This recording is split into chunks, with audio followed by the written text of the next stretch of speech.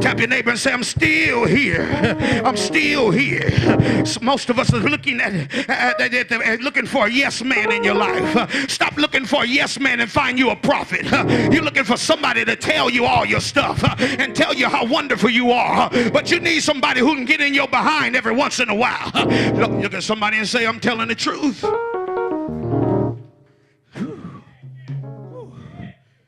Yeah. We all tempted to be something. You need somebody to say, get up out of that. You can't be a couch potato. Put that PlayStation down. You ain't got time for that. You got too many kids. You got one on the east, west, and north and south side. Get up out of there. You need a prophet in your life. I'm not getting no help in here from the fellas. You need a prophet in your life. That's why you come to this church, so you can get reminded of where you came from, so that you can thrust in the future. Because if you made it through that, guess what? This ain't gonna be nothing. Amen. Somebody. Woo. Somebody say now faith. Got to have some of that now faith. Because see, what we need, the prophet needs to remind you of where you come from, so that when you get to where you're going, you won't get amnesia.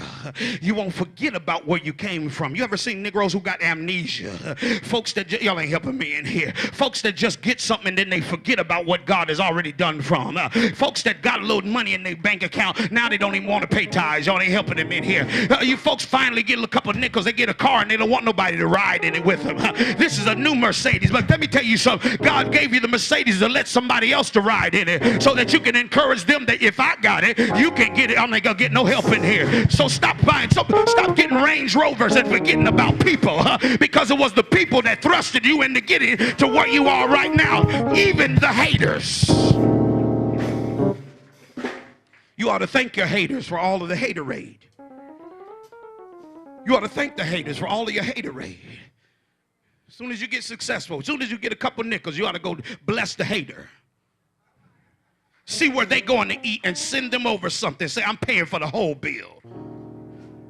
Look at somebody say, bless the haters. He said, bless those that curse you. That's Bible, right? Bless the haters. What good is it for you to, give to somebody who's already got something? Bless the haters. Because God didn't do nothing but switch roles anyway. They was up and they laughed at you. Just like Joseph. When he got up, he went and got his father and his brothers. You got to do the same. Look at somebody, say, bless the haters. Say it loud, say, bless the haters. Verse 11 and 12, God sends an angel. I'm going to run through this real quickly. God sends an angel to speak to the young man. First, he sends a prophet to speak to the nation. Now he sends an angel to speak to a young man named Gideon. And this is what he said. He said, Gideon, the Lord is with thee, and you are a mighty man of valor. Everybody say valor. He said, you are a mighty man of valor. Verse 13, because of Israel's sin, God and the children of Israel, including Gideon, and he and his family, now they were being oppressed by these Midianites. So he asked, if you are calling me, why am I going through this? Look at verse 13 real quickly. Look at verse 13. Gideon said unto him, O Lord, if the Lord it be with us, why then is this befalling on us? In other words, he's saying, Lord, you talking about I'm a mighty man of valor. Why in the world am I going through all of this hell if I don't look like a mighty man of valor? I'm broke, I'm oppressed, I'm hurting. It sounds like Mary when they said you are favored by God. She didn't have no money. She was broke. She was looked at as an adulteress. She was all messed up. You ever notice that when God calls people, he calls them something that they aren't right now? When God speaks to you, he's not speaking to you now, he's speaking to your future. He knows where I'm not gonna get any help in here, but I'm telling the truth. He knows exactly where you're gonna be, because God sees the end at the beginning, and then he tells you to back up to the beginning so that you can start with nothing, and then when you get something, you'll appreciate it. He'll say you're gonna have 5,000 members, and he tells you to start with you and your 2 children and your crazy wife. Y'all ain't helping me in here. He'll say you're gonna have a great business, then he'll give you a couple pieces of bubble gum and tell you to sell them on the streets because he's getting ready to do something great. He says, I'll show you the end of the thing, and then I'll back you up to the beginning, because he wants you to go through a process. So y'all ain't helping me in here. Look at somebody, say, it's a process. Say it loud, it's a process. So Gideon says, I don't look very favorable. I don't look like God is with me. I don't look like God has ordained me. I don't look like God is he's making a way out of no way. I don't look like a mighty man of valor. So why are you calling me a mighty man of valor? What he was saying is, I don't look very favorable. Your calling from God is not depicted upon what people do or your circumstances. Who you are is not depicted upon where you are right now, but it's depicted upon what you're going to be in the future. Bishop Blake always say, I see your future, and it looks greater than you do right now. Some of you, so look at somebody, say, I see your future. Tell them, I see you in the future, and you look better than you do right now. I see you in the future, and I see you having a head full of hair. Y'all ain't helping me. I see you in the future, and I know you're driving a bucket now, but I see you in the future driving a Benz. I know you're living in a shack now, but I see you in the future, and your future looks better than you are right now. I need you to prophesy to somebody and say, you look better right now. Tell them, you changing right before my eyes. Why? Because God is speaking to your future. He's not speaking to you now. So you got to remember this when you hear God speaking to you. When he called you something and you say it don't look like it, you got to say, oh, God's not talking about right now. He's talking about my future. Is there anybody in here who got a bright future ahead of you? Anybody in here who know that God's getting ready to make a way? Anybody in here who just feel like you on the edge of something great? You feel like if you take one more step, if somebody just blows on you, if somebody pushing you with their finger, if somebody steps too hard in the building, you're liable to fall right into your destiny. Look at somebody and say, I see it.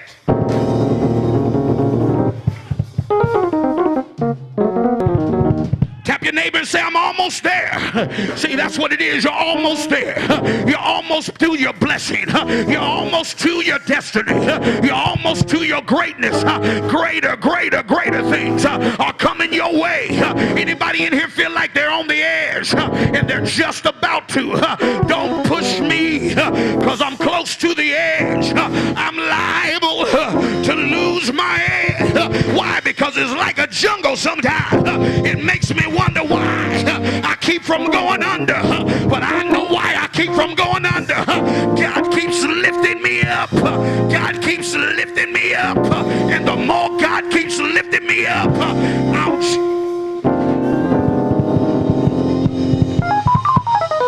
Tap your neighbor and say, God is doing it right now. I see something on the horizon. If you see me itching, it's because I feel like I'm almost there. If you see me scratching, it's because I feel like I'm almost there. If I got on the short shorts, I'm not trying to be sexy. It's just I'm getting in the starting blocks, and I see like the race is about to start, but the race is not given to the swift, nor the battle to the strong, but to he that endureth until the end shall be saved. Somebody say, on your mark, get set, go. Look at somebody and say, I'm almost there. I'm almost there. I'm almost there.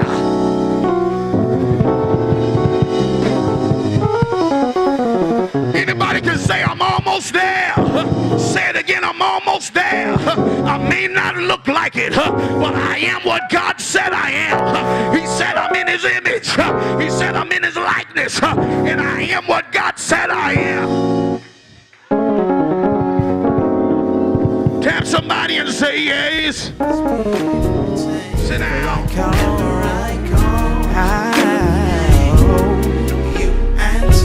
You answer me, Lord, yeah. Whenever I feel, you always make my spirit sing.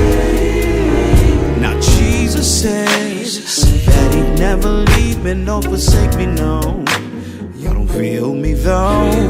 If you don't believe me, you should try him for yourself, and he will be your head.